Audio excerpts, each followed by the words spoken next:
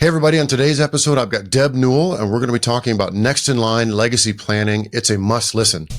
Welcome to the Property Management Mastermind Show with your host, Brad Larson. Brad owns one of the fastest growing property management companies in San Antonio, Texas. This podcast is for property managers by property managers. You'll hear from industry-leading professionals on best practices, new ideas, success stories, and lessons learned. This is your opportunity to learn about the latest industry buzz surrounding property management, as well as tips and strategies to improve your business.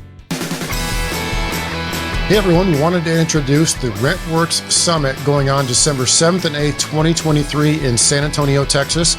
We're only allowing 6 attendees to this event, 2 full days of all the inside-outside training that RentWorks puts on with BizDev Mastermind, our CPA, our maintenance team, our operations, our leasing, all of that, 2 full days in San Antonio.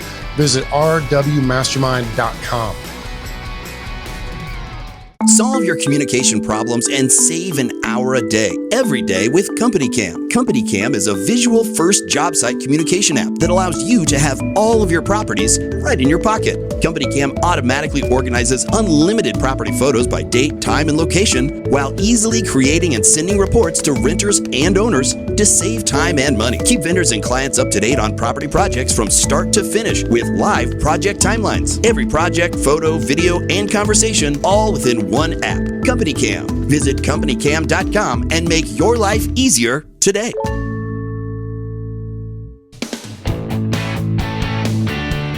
Welcome everybody to another edition of the Property Management Mastermind podcast. I'm your host, Brad Larson. Now today's guest, I have a repeat customer, a repeat offender. We have Miss Deb Newell coming on, and she's going to be talking to us about a subject that is very near and dear to my heart, and it is the next in line, the legacy planning. And she's going to be putting on some information, and she has a thing going on right now I want her to describe. But really, we're going to make this part of the PMMCon 2024 next year. Is one of the themes we want to talk about is making sure that you have a plan for somebody to step in if you were to go away, retire, decide to sell, whatever that's going to be. And we're going to talk a lot of the points through this and give some good examples. So, Deb, give us a little bit about yourself, and so we can kind of get this conversation rolling. Sure. Thanks, Brad. Deb Newell, I'm a consultant in the property management industry. I've been doing this since the consulting full-time since about 2013. I've been in the industry since just before 2000. Started off doing fix and flips and then got into property management kind of via backdoor through maintenance. And that's kind of my background. I ended up selling my company in 2021. So in 2021, I went back to school, got my MBA, and I'm actually currently in school for my PhD. Yeah, I used your example as kind of like a success story, because a lot of people, unless they really have a scratch that they want to itch as far as selling, you made a perfect example in that, because you sold your management company. It was set up for success. And then you were able to free up your time to do something you love, which is consulting. And you've been a facilitator at the PMMCon and a speaker at PMMCon several times over. So there's really nobody in my mind that can handle what you're going to be talking about better, because you know the industry so well. And so this leads right into this conversation. So I want you to describe kind of what you've put together, and this will lead quite easily into some questions I have and some comments, and then we can just have a really good chat on it. Go ahead. Yeah, well, it kind of started because of you. I mean, at PMMCon this last year in 2023, you gave this really good presentation on why some may not want to sell. And it's not for everybody, and everybody's story is different. My story is different than somebody else's who has sold in the past. And it's not just because I had kind of this part 2 of my life I wanted to explore, but I didn't have children who wanted to take over the business, and I didn't have family in the location that I was, that the business was in. We were in Minnesota. We weren't from Minnesota, and so after being there 21 years, it was one of those things. It was time to move into a next chapter of our lives, and some people find themselves in that same position. Oh, yes. Are you raising your hand? Yeah, I'm raising, so I can interject here because I want to give the background of that. Yeah. The presentation I gave was basically build it to sell, but never sell. So it was a 50-50, here's the reasons to build up the company to sell. And then here's the other 50 side of that, the other side of the coin. Here are the reasons to if you do decide to sell, this is why. And so it's kind of like both heads of that dichotomy there, because, and when I got through with that presentation, everyone was just like, oh my God, legacy planning. If we can just build it up to sell and make it run itself, it'd be a great business to hand off to your children, hand off to your next in line. And it seemed to be that just hit a hot button with a bunch of people. And they brought it up during the mastermind sessions, and you guys were talking about it. And so you've really kind of taken the ball and run with this. And Scott Brady had a big part of this as well, is let's talk through this whole next in line concept and what we want to potentially advise people on in getting their businesses ready to hand off to somebody. And that could be next of kin. It could be your broker of record. It could be your next door neighbor. I mean, whoever you decide to be next in line. And I want you to talk more about what you've got to working to this point. Yeah, so there was a group of us actually. It was,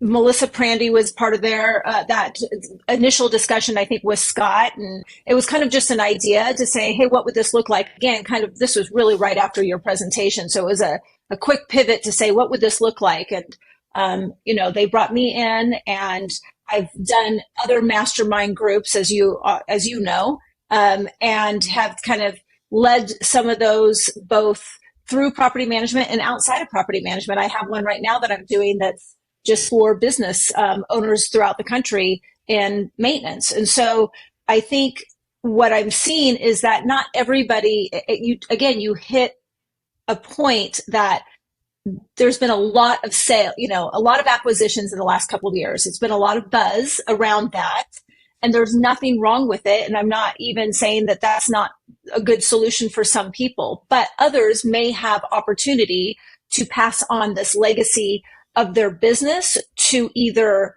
a son, a daughter, an in-law, a son-in-law, daughter-in-law of some sort, or even in your case, it might be not your children. It might be somebody that you've groomed who's been in the business so long that they might be in this director of operations seat, this president seat, this interim CEO seat, whatever it is, that they may be ready to take over. And then that next in line is there to kind of continue through that what we've already built. So let's think of this in a tomorrow scenario. So I all of a sudden get diagnosed with brain cancer tomorrow, and this could happen to anybody. You could come up, you're down with something, you could get hit by a bus, the whole emergency situation.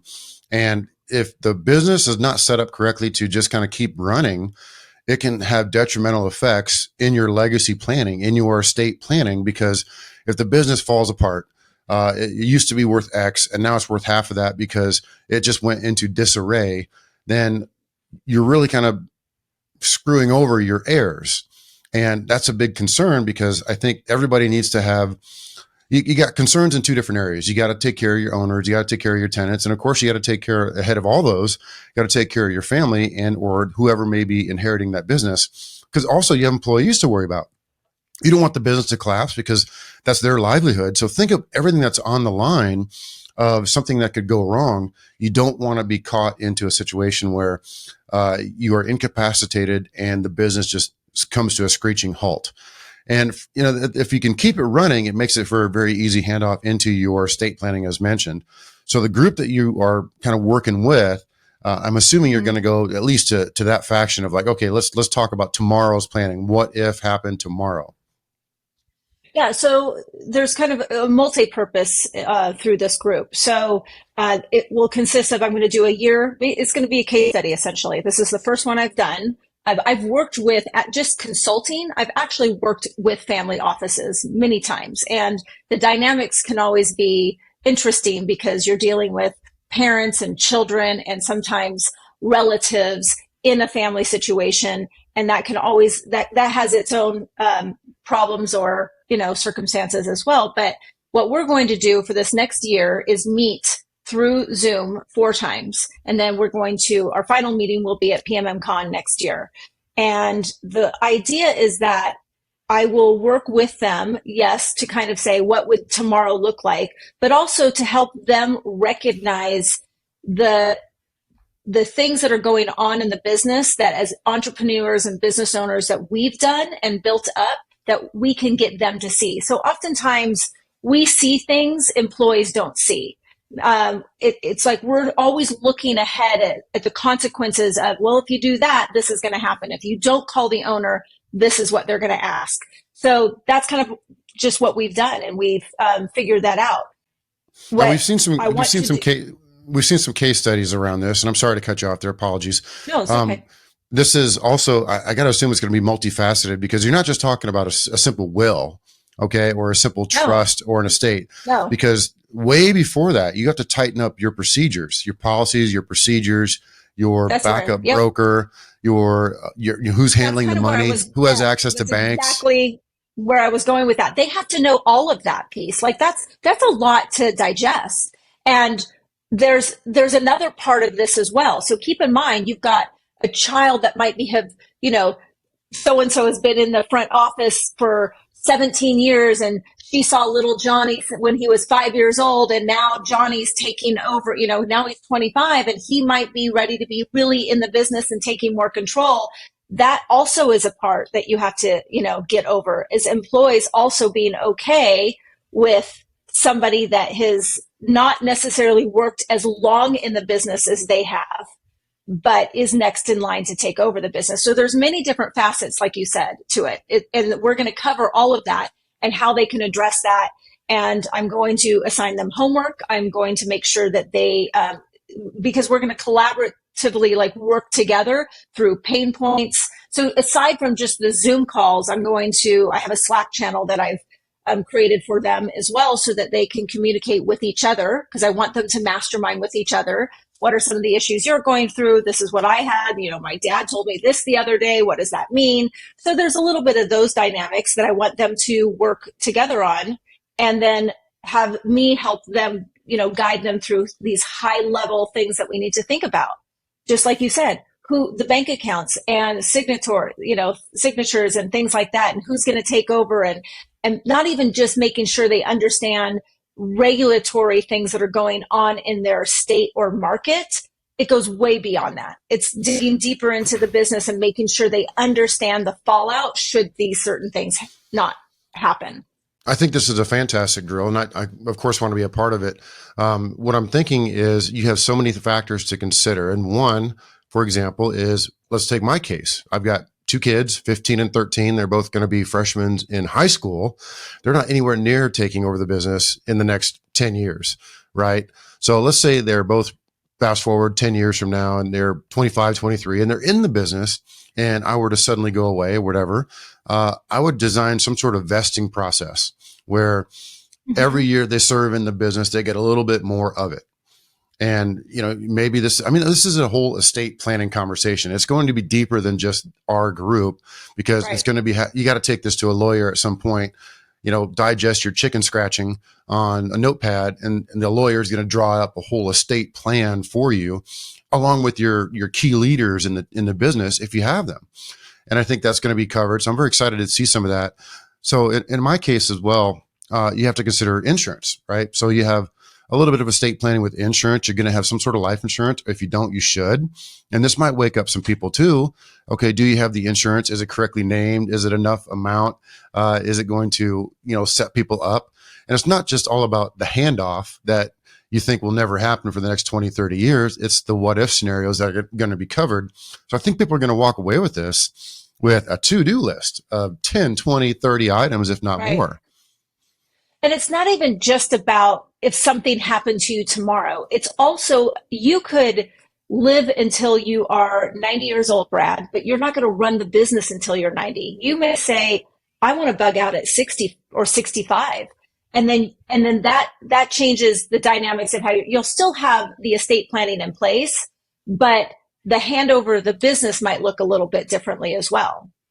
Yeah, that's a great point too. I mean, going on the far side of that, let's fast forward 40 years and I finally golfed my age, right? I'm 82 years old and I can shoot an 82 on the course, right? That's everyone's life goal. It should be.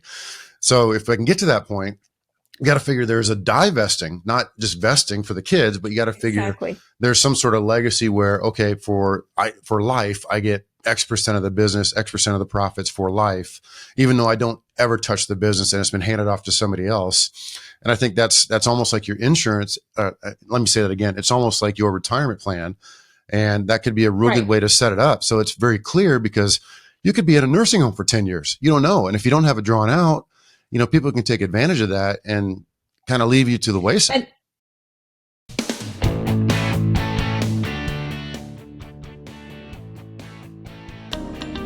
Are you looking to grow your company?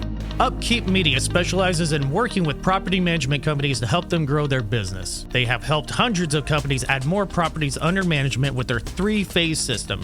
They put a focus on helping property management companies succeed, and you can see proof of this with dozens of success stories available on their website. They currently offer a free growth marketing session for anyone who signs up at upkeepmedia.com/growth. With their specialists in the property management industry, Upkeep Media gives you the edge that makes all the difference. Contact them today at info@upkeepmedia.com or call 1-800-418-9430. And that's a really good point. And the other thing to consider is, do you have just one child? Do you have 2 children? Do you have 3 children? I mean, do they each want a part of the business? What is that going to look like? I've dealt with one where there's just one child, and I've dealt with families where there's multiple. And so, each has a specific role, and making sure that that's in place as well. But to your point, and I've also had families or I should say business owners who are like, I'm just going to give the business to my child. And I have had others say, I'm going to sell the business to my child. So what does that look like? Right. So you have to have something in play. And I get it. You don't want to, we're not going to give our children just because we built something. They get it because they're a kid. You want them to work for it as well. Some may just say, well, your length in, the time that you've spent into the business is enough for me. I'm just going to give it to you when I die or when I retire, whatever that looks like. Or they're going to charge them, a percentage, an equity stake of some sort. I like it. And all this is going to come out of that. And this is going to be turning into a very good estate planning type of a concept. I've heard things from other managers to where they tell their kids, you're not getting anything in the business until you get a 4-year degree or you serve 4 years in the military. I stole that from Brian Birdie. So I'll give him full credit. And he told his kids that, and he's a great example. Mm-hmm. He has 3 kids in the business, and then they're all married and they have kids, and now he has grandkids. And I hope, and he's got a brother in the business. And so I hope he's got, and that's a good, and that's a really, that's a great example, because that is a legacy. I mean, his father was in it. So it's, it's something now, to your point, now Brian's in it and his brother David's in it. And so then he's got his children. So yeah, there's a lot there to probably unpack, but they obviously have different roles in the company, and to expand that company and to even be bigger than Brian, it will probably take more than just Brian and David. And that's good. You want the company to get bigger and expand and grow. I would say if my children were to take over the business, my hopes would be that you make it something even better than I did, so that it's worth not just more, but it is something that can continue growing throughout years and even beyond them. As we do this, are we going to be able to come up with like an outline? Because if you've ever done trust planning or estate planning, it's pretty detailed. It's like, what if this happens, this will happen. And then what if that happens and somebody else goes, like, what do you do with your kids? And it really woke me up a few years ago. And I've done some comments about this on a podcast where you got, let's say, $2, $3, $4 million in life insurance on the line and a business on top of that. And all of a sudden you pass away. Everyone's going to be fighting for your kids, because with those kids comes millions of dollars. And it's sad. It's a sad way to look at that as far as people, but you got to be very careful on who you organize to take over the business and the kids. And of course, that's before they're adults. And so I'm hoping what we can do during this whole drill is come up with an outline, and that outline answers all of those questions to where we could potentially take that entire outline. It could be a 5-page document, 10-page document. We could take that to a local attorney, because I think you got to do this on a state specific level. You don't want to necessarily try to use some one attorney. So I think we'd have to take it to a state specific attorney that's local, that you can trust, and say, all right, this is what I want you to draw up. And they draw it up, and it's going to cost you an extra little bit, but you did 90% of the work for them. They're just putting it in legalese and making it, notarized and legal. And so this is a really good drill. I'm actually, the more I talk about it, the more excited I get about it, because it's going to make you sleep better at night. Well, I also think it's going to allow those who are next in line to have these hard discussions. We have to actually have these discussions with those who own the company. So if it were me taking over your business, Brad, to your point, I'm going to want to know certain things, and you're going to have to be okay disclosing them. Because if my role is to eventually take over running the company, I need to know, where the bodies are buried, so to speak. Like, so I can understand, should you become incapacitated or away and I can't reach you or anything, I have the full autonomy to make some decisions and power of attorney and things like that. So slowly, those things have to be kind of passed on, but whoever is next, children or other, needs to know where those things are at and how to actually execute on that stuff. One thing to consider too is just like a backup broker. And that's something that we kind of had required in Texas for a while. So, let's say if one of the local brokers that, you mentioned Brian Birdie earlier, let's say if he decided to go on a vacation and he's gone for 3-4 weeks, they can assign duties to a temporary backup broker, or you could come in on an ad hoc basis and act as the broker, not a broker, act as the broker of record to do whatever you got to do to make that business run. And it's almost a requirement by the Texas Real Estate Commission. Not every state has that, and it's kind of loosey-goosey on what they actually require, but it's a darn good idea. And I think that should be drawn up in every one of these things. A lot of states have that. I'm working with a client right now in California. Her husband unexpectedly passed away last year in November, and she's not even in the business. She is a therapist by trade, actually, and she's got 2 small children. And she now has a thriving property management company that she is taking her license for. So she had to petition to the state of California. So to get, obviously in this circumstance, she had taken her classes years ago to be a real estate agent, but never actually finished them, only because she went on to a different career. Her husband did the real estate. So now, because she had already taken some classes, they have grandfathered her in on certain classes, but she still has to pass others to be able to be the broker. So they've given her a deadline and gave her a full year to do that so she could still operate the business and be compliant with the DRE. So, but it's also looking at her business and saying, do I have, she's looking at it going, okay, I'm doing this. Do I have a viable business? And what do I do? And so her and I are actually kind of going through the steps of building the foundation up, because she actually really has something good, and getting the right people in place to help her run that, because that's just not her full-time gig. I think this is a great idea, and I fully endorse it, and I want to be a part of it with you. So let's talk through some of the dirty details just to get this in front of the folks. Sure. There is some cost to this, so please talk through some of that.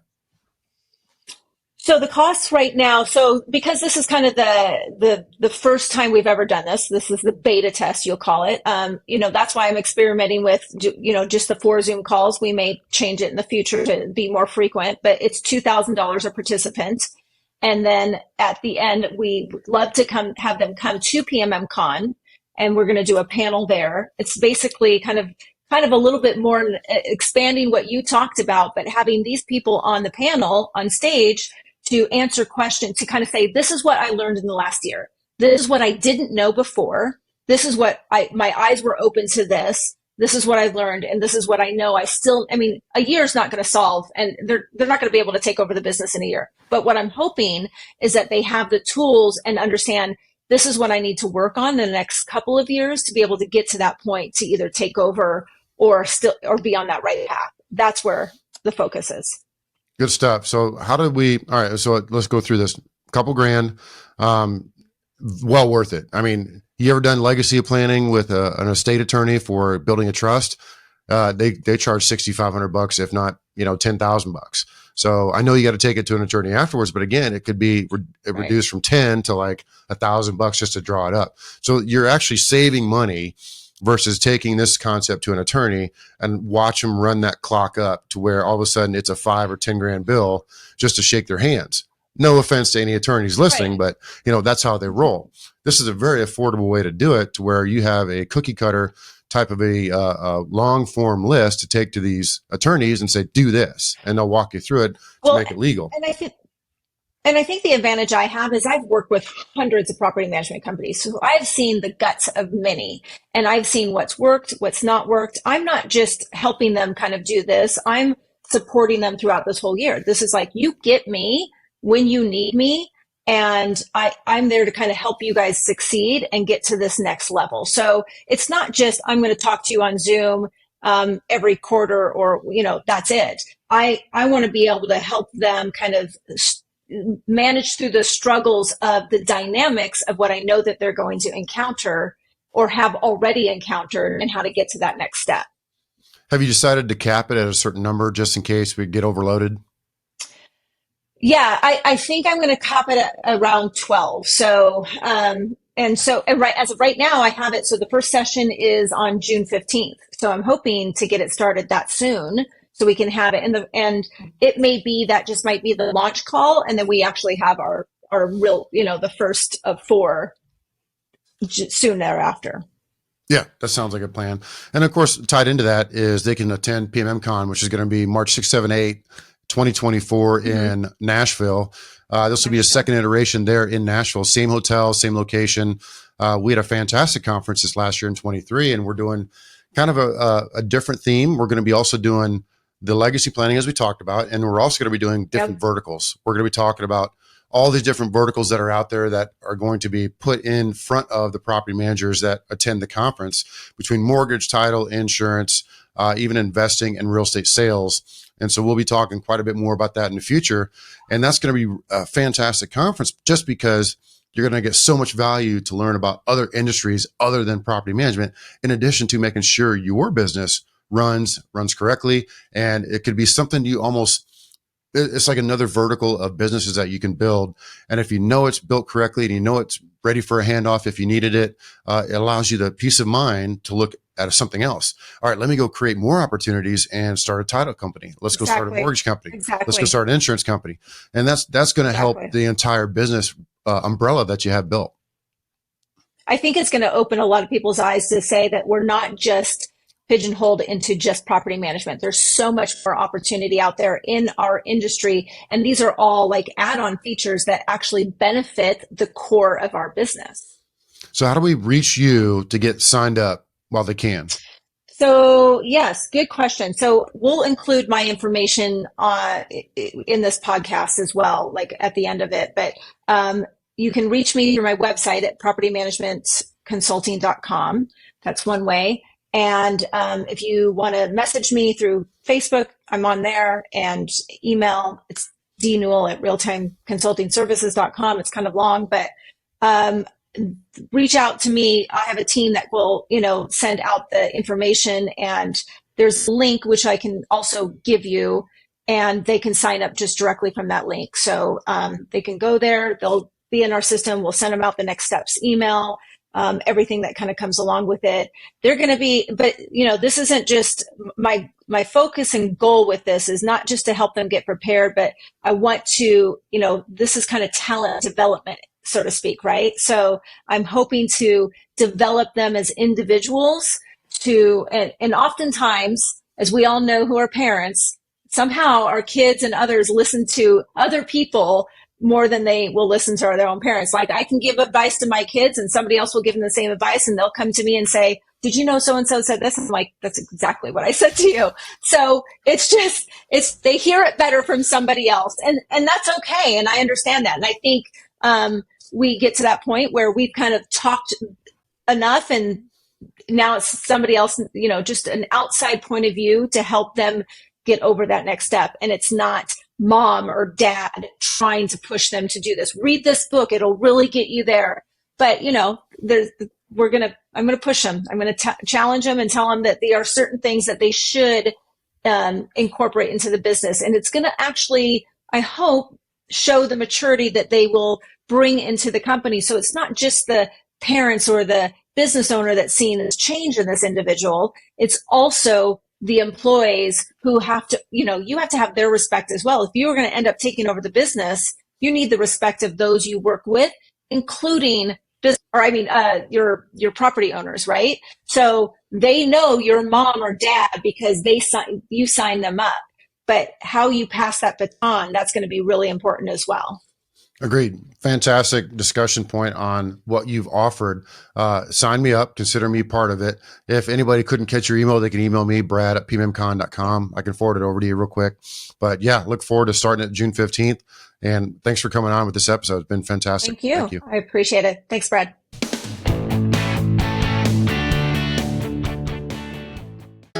Need a repair at 2 a.m.? Easy does it. Easy Repair coordinates maintenance and nothing else, and takes after our maintenance calls for property managers, working with your property management software so you can see exactly what Easy is doing without leaving your own software. From Las Vegas, Nevada, our full-time maintenance coordinators will dispatch your work orders directly with your vendors. To see how we can help, go to meetwitheasy.com or visit us at easyrepairhotlinellc.com.